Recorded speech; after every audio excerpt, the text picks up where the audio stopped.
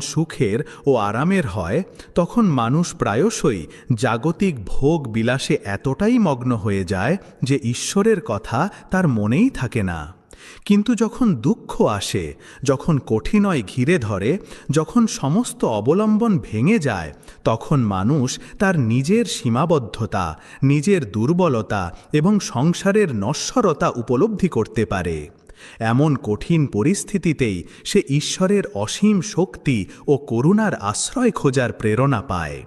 দুঃখ আমাদের অহংকার থেকে মুক্ত করে, আমাদের নম্র বানায় এবং আমাদের আত্মাকে পরমাত্মার সঙ্গে যুক্ত করার পথ প্রশস্ত করে।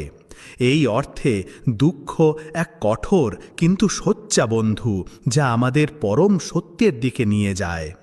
যখন একটা দরজা বন্ধ হয়, ঈশ্বর তখন তোমার জন্য আর একটা নতুন দরজা খুলে দেন। কিন্তু তুমি যদি পুরনো দরজাটার দিকেই তাকিয়ে থাকো,